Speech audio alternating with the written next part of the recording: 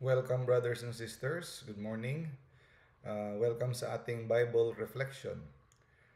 For today, ang ating tatalakayin ang kung sino ang mga kapatid at ina ni Jesus. Before that, let us have a short prayer in the name of the Father, the Son, and the Holy Spirit. Amen.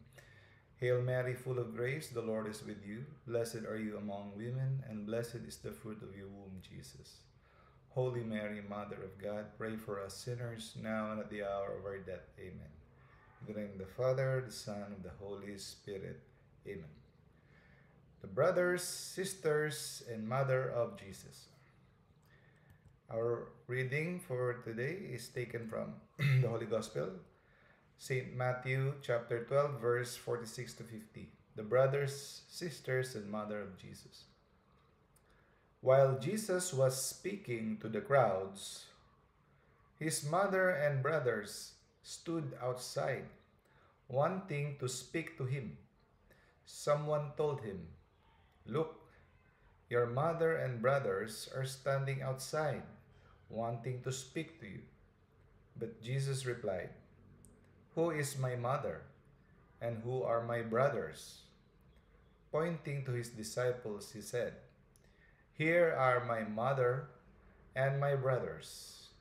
For whoever does the will of my Father in heaven is my brother and sister and mother." The Gospel of the Lord. Praise to you, Lord Jesus Christ. Okay. Kung napansin nyo, napaka liwanag dito. May naghahanap sa kanya sa labas. Gustong kumausap sa kanya. Sino yon? Sino yung gustong kumausap sa ating Panginoon? Ang kanyang ina, kapatid, no? Mga kapatid at ina. So, very obvious, ito yung ginagamit ng ating mga kapatid sa ibang sekta, no? Na ito yung kanilang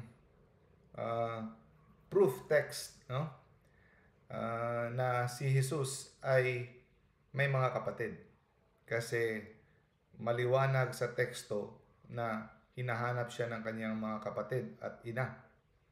So, ito yung kanilang basihan, no? Sa Biblia na si Jesus at saka si Mama Mary ay hindi perpetual virgin dahil nagkaanak pa sila ni San Jose.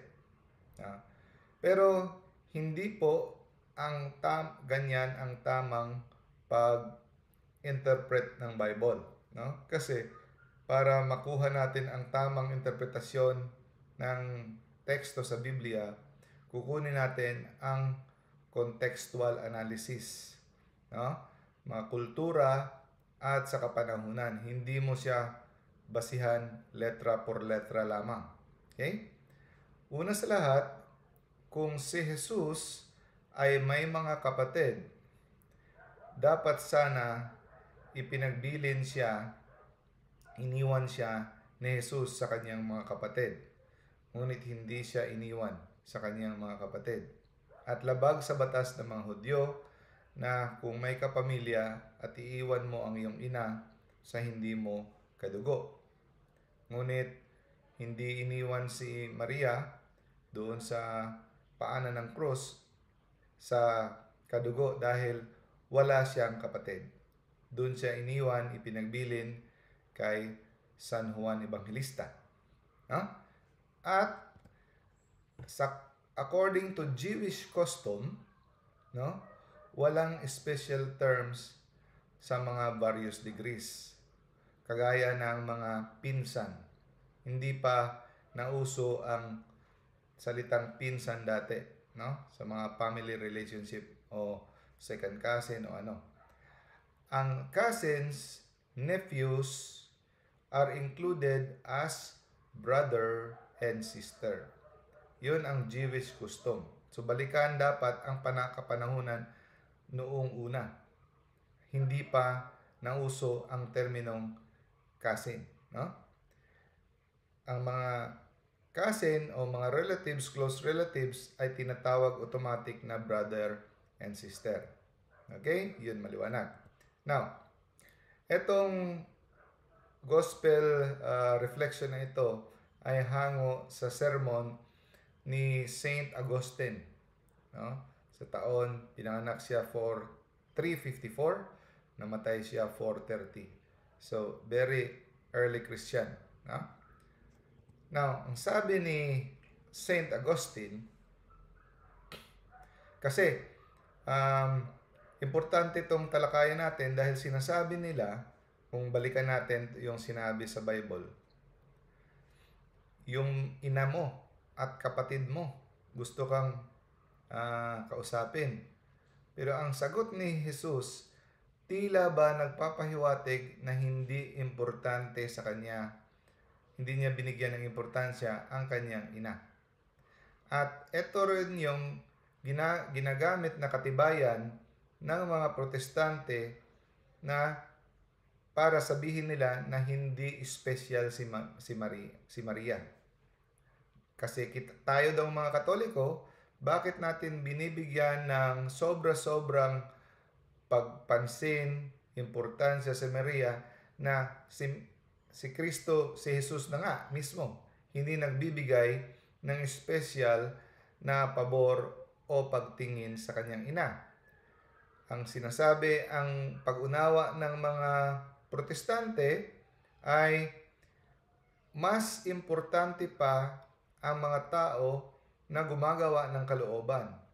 So si Maria, ginamit lang yon na instrumento para siya mapanganak. Pagkatapos niyang mapanganak, wala na siyang role. No? Natapos na ang kanyang misyon. Kagaya na siya ng mga ordinaryong tao. So yon ang kanilang interpretasyon gamit itong Bible verse na ito, no? Pero ating susuriin kung ano ang pag-interpret, pag-analyze ng simbahan na pinagkatiwalaan ng ating Diyos.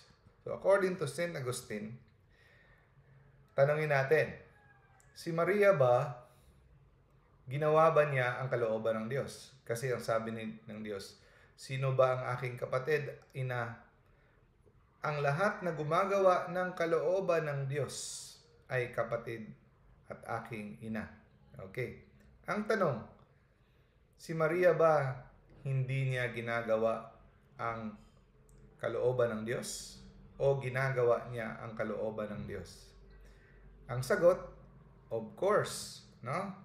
Si Maria ang pinaka masunurin sa lahat ng tao at walang dadaig sa kanya sa paggawa ng kalooban.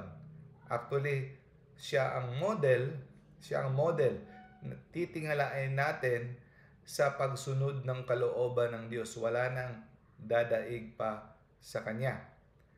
So, hindi totoo na si Maria ay parang pinaringgan ni Jesus. Kasi ang sabi ng mga protestante, parang pinaparinggan ni Jesus ang kanyang mga kapatid at si Maria na hindi sumusunod sa kanyang kalooban. Mali po na interpretasyon dahil si Maria is the model of obedience to the will of God. Mababasa natin sa Luke chapter 1 verse 38, nagpapatibay na sabi ni Mary, behold, no? Tingnan nyo, ako ay alipin ng Diyos. Servant, ang ibang translation yan, slave, no? Handmaid is slave.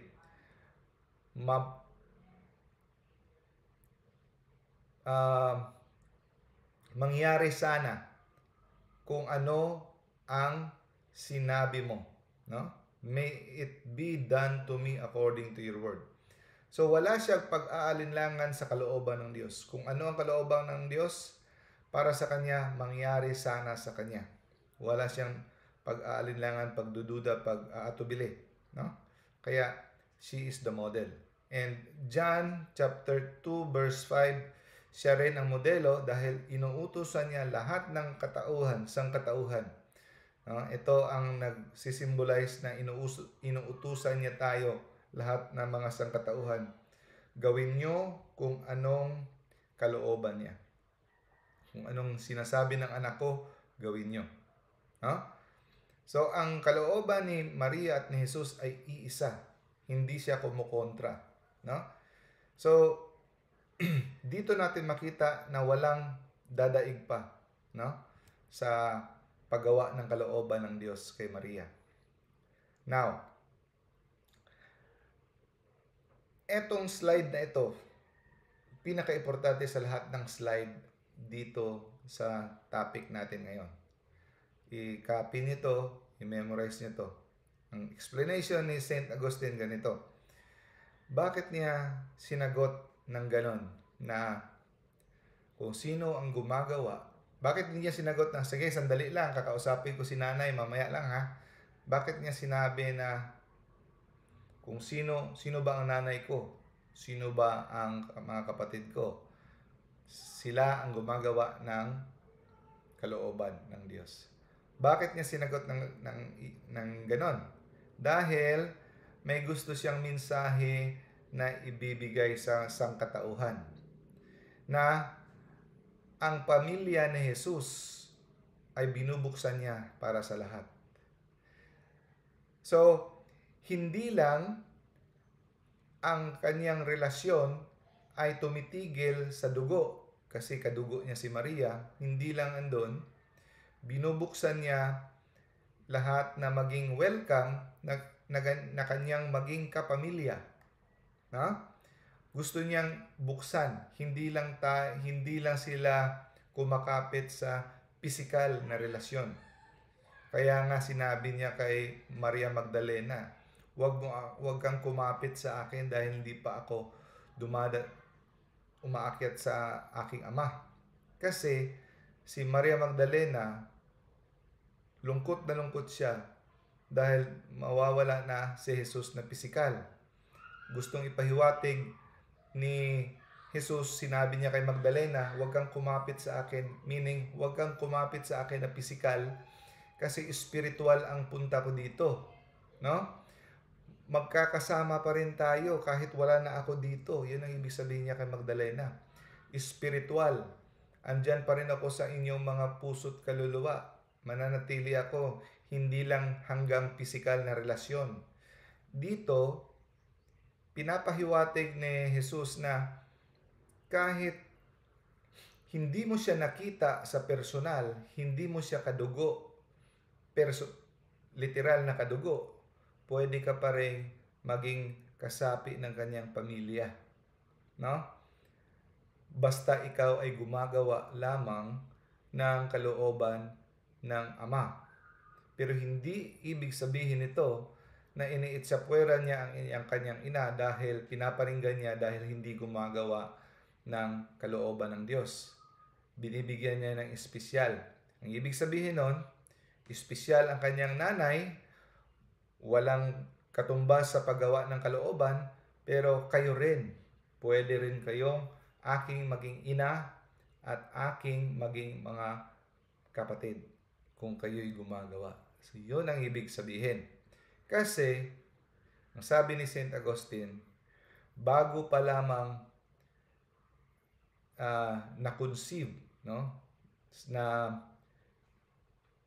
hindi ko alam sa Tagalog yung conceive, yung nasa tiyan si Jesus, no? Sa Bisaya, gipanamkon, no? Sa Tagalog nakalimutan ko. Nilihi, no? Sa kanyang sinapupunan ay kanya nang na-conceive or nalihi, panamkon sa kanyang isipan at puso. No? Before Mary conceived Jesus in her womb, she already conceived him in her heart. No? So, dito sabi ni St. Augustine, Mary is the model disciple. Bakit siya model disciple? Siya yung pinaka-disciple. Naniwala, umasa, at nanampalataya si Maria sa Diyos kahit hindi niya naintindihan. Kahit hindi madali gawin. Sino ang naiwan sa paanan sa cross? Si Maria lamang, no? At saka si St. John. Hindi niya iniwan. Siya yung pinaka-disipulo. At si Jesus, tandaan natin, siya ay katotohanan. He is the truth. At meron din siyang katawan. Ang katawang tao niya. Ang katotohanan, dinala ni Maria sa kanyang puso't isipan. Ang katawan ni Kristo, dinala niya sa kanyang sinapupunan. Dalawa. No? Pero, ang katotohanan ni Kristo, kumpara sa kanyang katawan, ay, according to St. Augustine, is in the higher order. Kaya, she conceived him in her heart before she conceived him in her mind, in her womb. Huh? Now, si Maria ay holy, banal, at pinagpala, blessed. Kahit napaka taas ng kanyang pagka-holy at saka pagka-blessed, hindi siya mas malaki kumpara sa simbahan. Siya ay kasapi ng simbahan. Okay? Let us make it clear. Mary is part of the church. Ngunit, hindi lang siya ordinaryong member ng church. She is the most eminent member. No? Pero siya ay member ng church. Now, ang body, which is the church, ang head nito ay si Kristo. No? So, the head and the body, together, they make up the whole Christ. And Mary is part of the body of Christ. So, dito natin makikita, no? Paano tayo maging ina ni Kristo? Kasi sabi ni Kristo, kung kayo'y gumagawa ng kalooban ni Kristo, magiging ina kayo ni Kristo. Paano? Kasi, naintindihan naman natin na tayo'y kapatid ni Kristo. Madaling intindihin yan. There is only one inheritance and Christ is the only Son. Ngunit, sa awa at generosity ni Jesus, ibinahagi niya ang kanyang pagiging adopted son, pagiging anak. So tayo ngayon ay mga heirs, co-heirs with the Father. No? So binahagi niya sa atin pagiging anak. So kung bale, si Kristo ay ating elder brother. Siya ang ating kapatid. So paano papasok doon ang pagiging ina? Okay. Paano tayo magiging ina ni Kristo? Ito.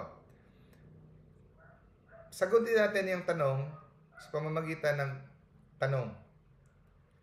Paano naging ina ni Kristo si Maria? Of course, sa pagpanganak sa kanya, no? At paano tayo naging kasapi at miyembro ng katawan ni Kristo nung tayo ay bininyagan? Di ba? Nung tayo ay bininyagan, ipinanganak tayo ng Holy Mother Church, ng simbahan. So, anak tayo ng simbahan, the Holy Mother Church. At ang mga katawan ni Kristo, ang nanganak nito, si Maria. Siya ang nagdala, ang naging ina ng lahat ng mga kasapi ng simbahan. Okay? You become sons of this mother at your baptism. Now, ito, ang pinaka-importante. Naging anak tayo, naging kapatid natin si Kristo, nung tayo ay dumating sa simbahan sa pamamagitan ng binyag. Now, kung gusto mong maging ina ni Kristo, no? Ganitong gawin mo. Pag ikaw ay nagdala ng mga tao, nag-akay ng mga tao na maging kasapi at miyembro ng simbahan sa pamamagitan ng binyag, ikaw rin ay naging ina ni Kristo. No? So now, bringing others to birth in the same way, you have it in your power to become the mothers of Christ. So kung ikaw ay naging instrumento sa pag-aakay, sa pag-spread ng gospel. And may mga tao na dala papunta sa simbahan, sa body ni Christ, you become the mother. Para ka na rin nanganak dahil sa iyong efforts, sa iyong evangelization. Okay, I hope it was helpful. God bless us all.